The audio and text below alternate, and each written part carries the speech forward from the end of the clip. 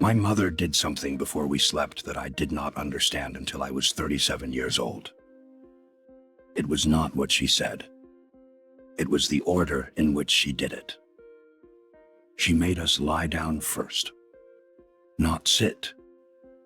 Not kneel. Lie down. Flat on our backs on her bed. 3 children side by side. Rainy season in Nasuka. The power gone.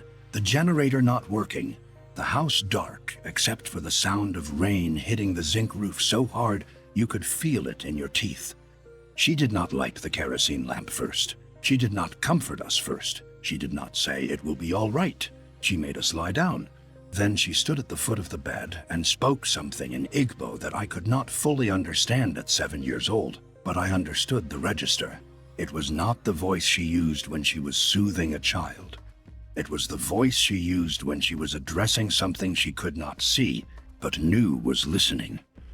Something about nothing that moves in the rain, having permission to enter where God's children are lying down. Then she lit the kerosene lamp. Lie down. Speak. Then light. That was her order. Every time. Not once did she reverse it. Not once did she light the lamp before the declaration. Not once did she let us sit up while she spoke. The body was positioned before the words were released. The words were released before the comfort arrived. I filed it as a mother's habit. A Nigerian woman's way of handling 3 frightened children in the dark. I carried it with me to London and forgot it in the way you forget something that happened every night of your childhood because it was too constant to notice. 30 years later, at the School of Oriental and African Studies, I was preparing a paper on comparative Semitic prayer formulas. I reached a psalm I had read dozens of times. Psalm 3, a psalm of David when he fled from Absalom, his son. I read verse 5 in Hebrew. Shakab. I lay down. Yashan. I slept. I stopped reading. 2 verbs, not 1. 2 separate actions. Shakab is not yashan. Shakab is the deliberate positioning of the body. You find it in Genesis 28 when Jacob lies down at Bethel with a stone under his head before the dream of the ladder. You find it in Ruth chapter 3 when Ruth lies down at the feet of Boaz on the threshing floor.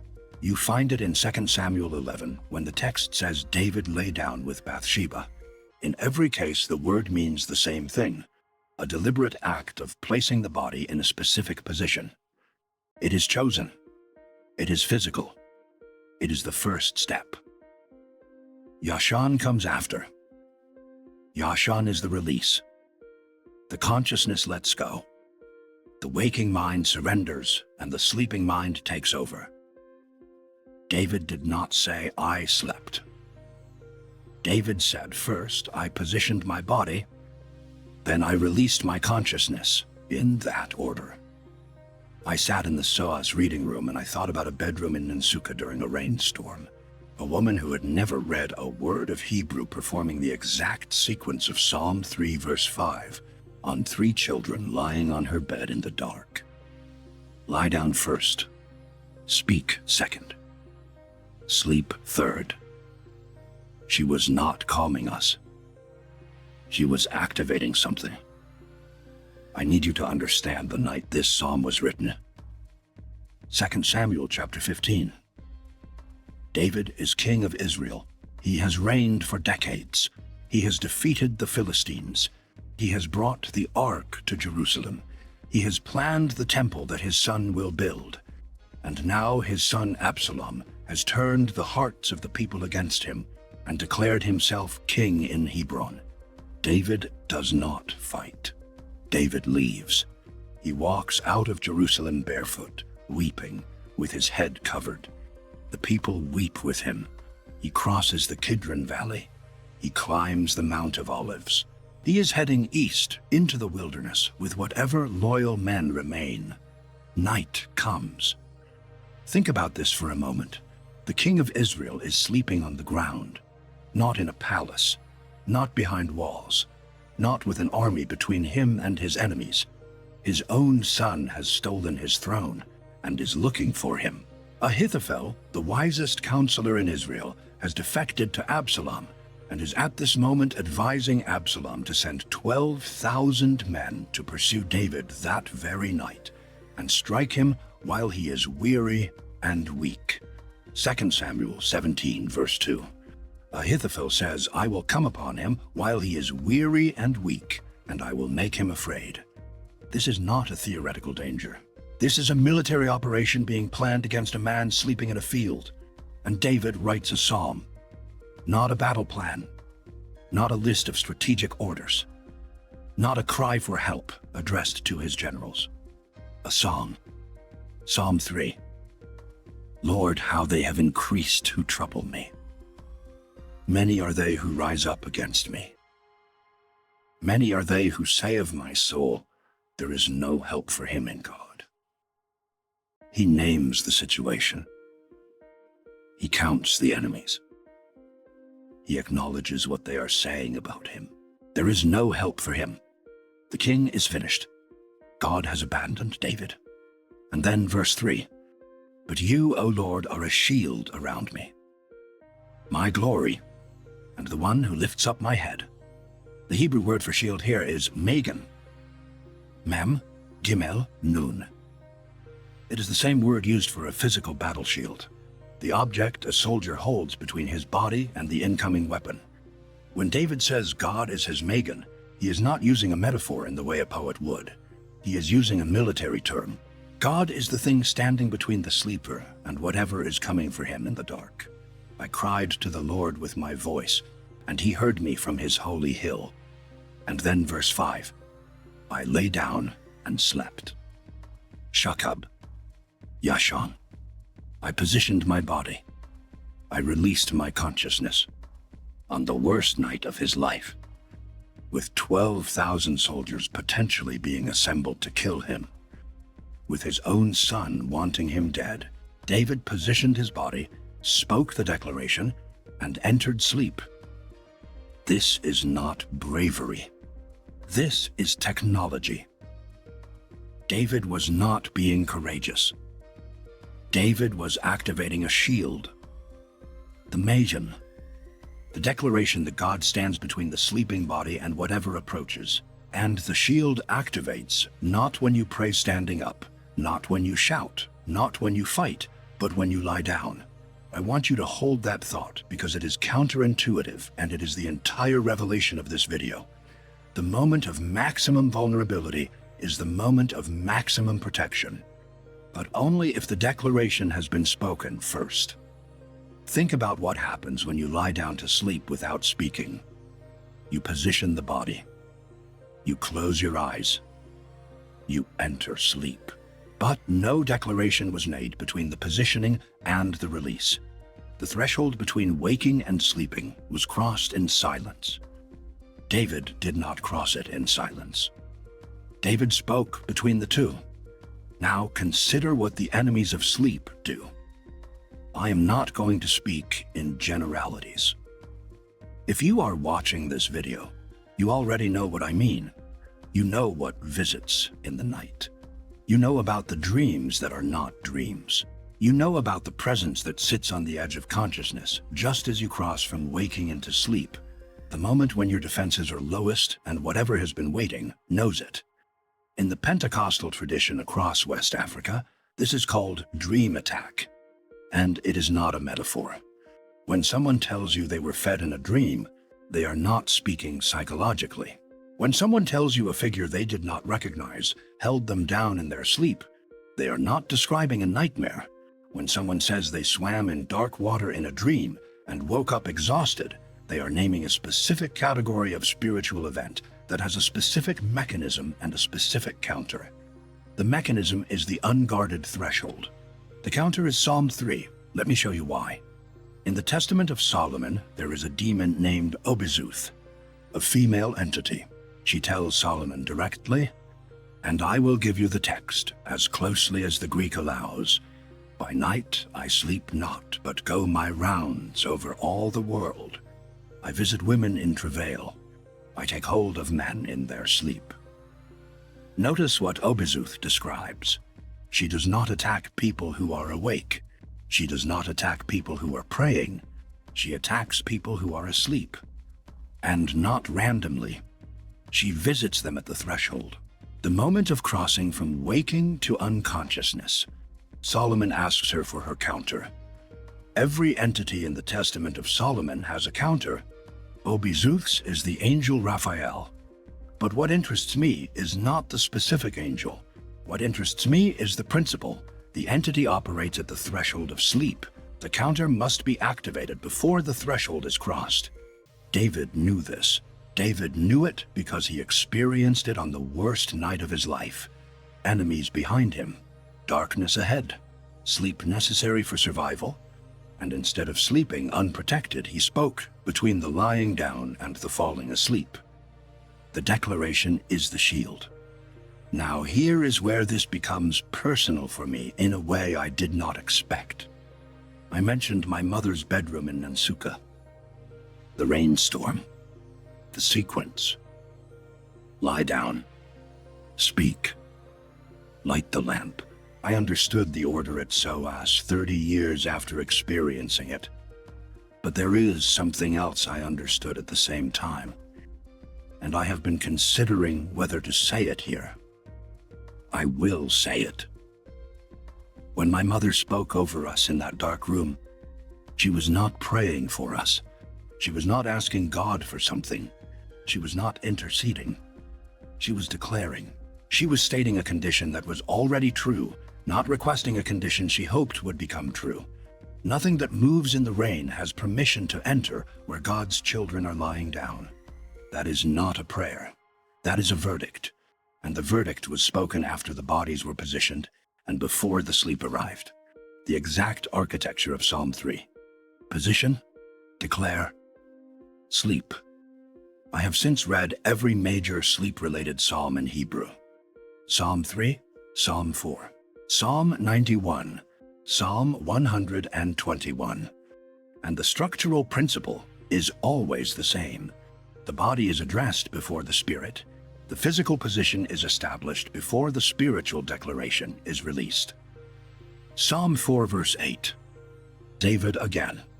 In peace I will both lie down and sleep. For you alone, O Lord, make me dwell in safety. There it is again. Shakab, yashan. In that order. The lie down and the sleep are two steps, not one.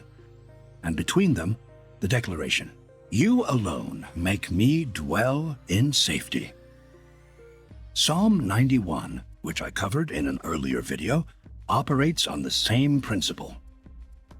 He who dwells in the shelter of the Most High will spend the night in the shadow of the Almighty. The dwelling comes before the night. The positioning comes before the protection activates. Solomon understood this system because he grew up inside it. 1 Kings chapter 2. David's final instructions to Solomon before he dies. The kingdom passes. The throne passes. The wisdom request at Gibeon follows shortly after. But what also passes, and what no commentary I have ever read acknowledges adequately, is the night technology. David did not just leave Solomon a kingdom. He left him a tested protocol. Psalm 3 was not written in comfort. It was not written as theory.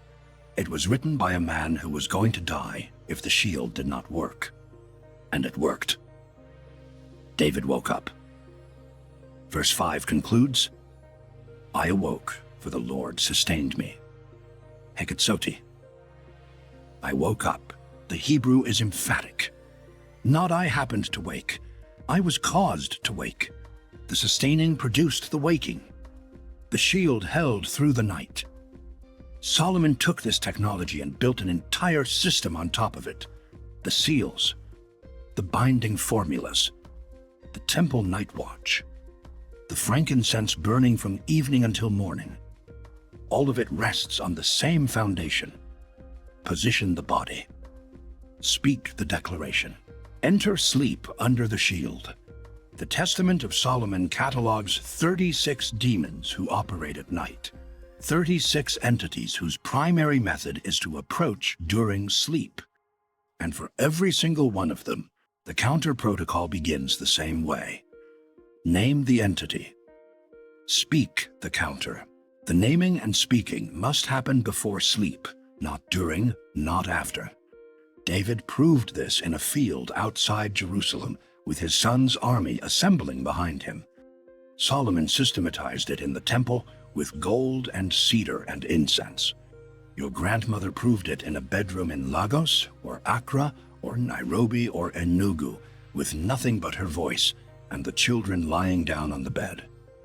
I want to say something here that I have been thinking about for several years. The reason dream attacks succeed is not because the enemy is strong. It is because the threshold was unguarded. The shakab happened, the yashan happened, but nothing was spoken between the two. The body was positioned and the consciousness was released, and in the gap between those two events, nothing stood guard. Psalm 3 fills the gap.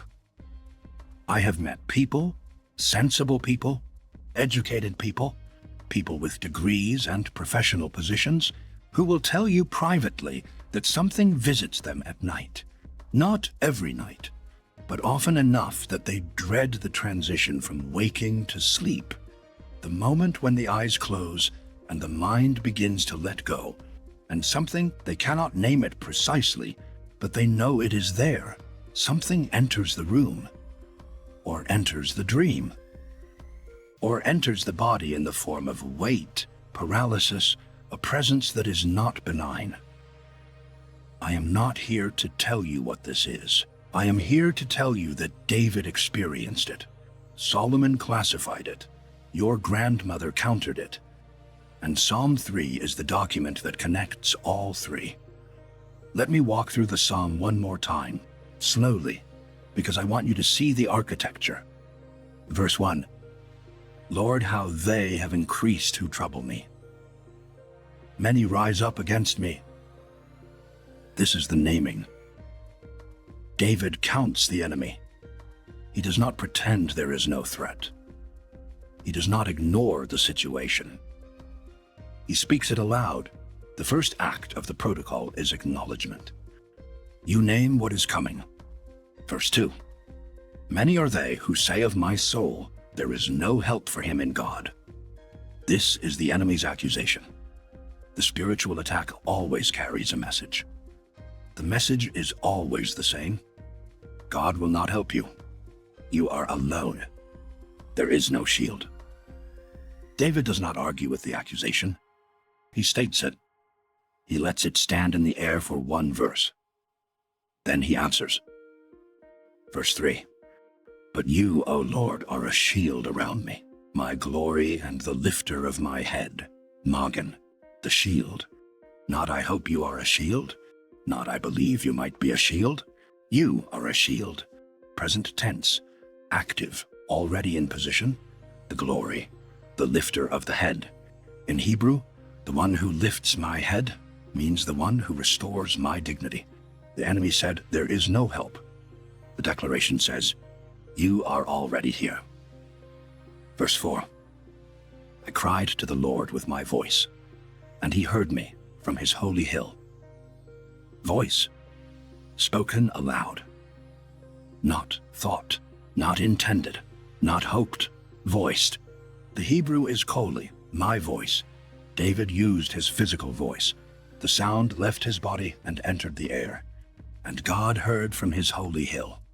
The mechanism is acoustic. The voice travels. The hearing responds. Verse 5. I lay down and slept. I awoke, for the Lord sustained me. Shakab, yashan, hekatsoti. 3 verbs, 3 stages. I positioned my body. I released my consciousness. I was caused to wake. The protocol worked. The shield held. Morning came. Verse 6. I will not be afraid of 10,000s of people who have set themselves against me all around. The result, not bravery, not denial, the product of a completed protocol. The shield was activated. The night passed. The fear is gone. 10,000 enemies surrounded him, and he slept through it, because the gap was not unguarded. This is what I want to leave with you tonight. Not a theory, a practice. If you have been attacked in your dreams, if you have woken up exhausted after sleep, that should have rested you. If you have felt something in the room between the moment your eyes closed and the moment you lost consciousness, if someone in your family, your child, your mother, your husband, your wife, has been experiencing night visitations that cannot be explained by medical science, and that your doctor smiles at politely but cannot address, David has already written the counter. Here is the protocol. 5 steps. Every night, not when you remember. Every night. Step 1. Lie down. Do not pray sitting up.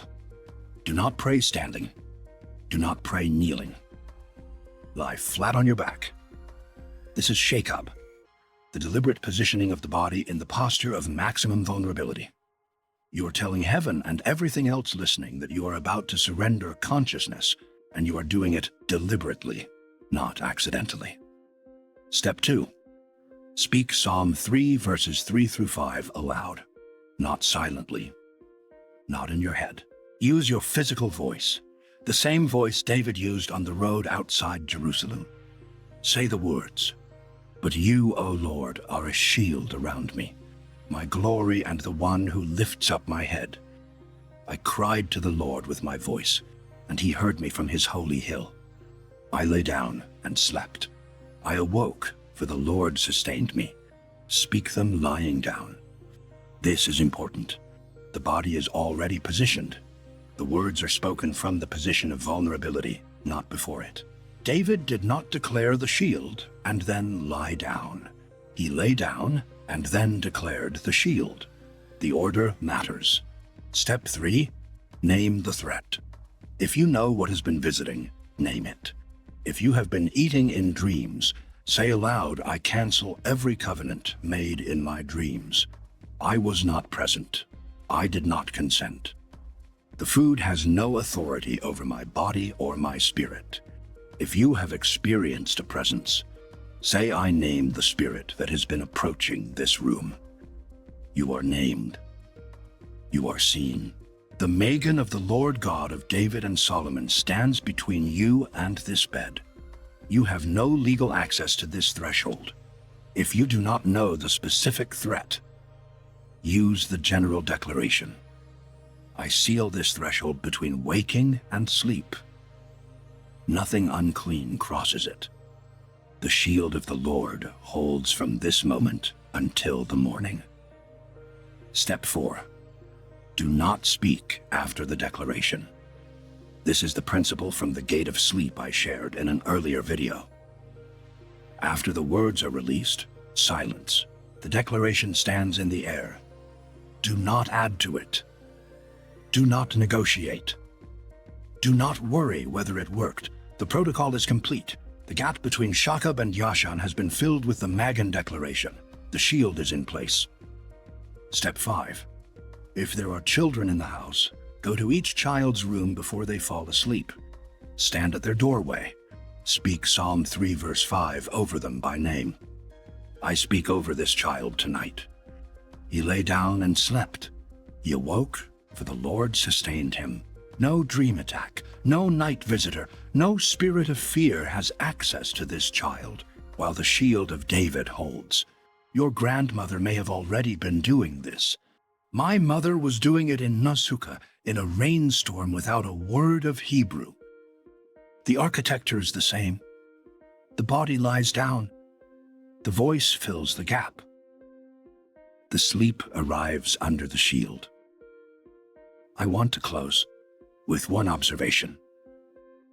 Psalm 3 has a superscription, a psalm of David when he fled from Absalom, his son.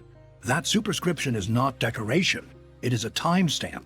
It tells you exactly when this technology was tested, not in a palace, not in comfort, not in theory. On the worst night of a father's life, when his own child was trying to kill him and 12,000 soldiers were being assembled against him. And what David did on that night was not heroic, it was precise. He lay down, he spoke, he slept, he woke up. The protocol has been available for 3,000 years. It is in your Bible right now, in the third Psalm, the third chapter, the third page of the Psalter, waiting for someone to stop reading it as poetry and start performing it as instruction. Solomon inherited everything his father built: the kingdom, the covenant, the promise, the temple. But before any of that, before the gold and the cedar and the 72 names, Solomon inherited this: a psalm, a sequence, a shield. Tonight, when you lie down, do not lie down in silence. Fill the gap.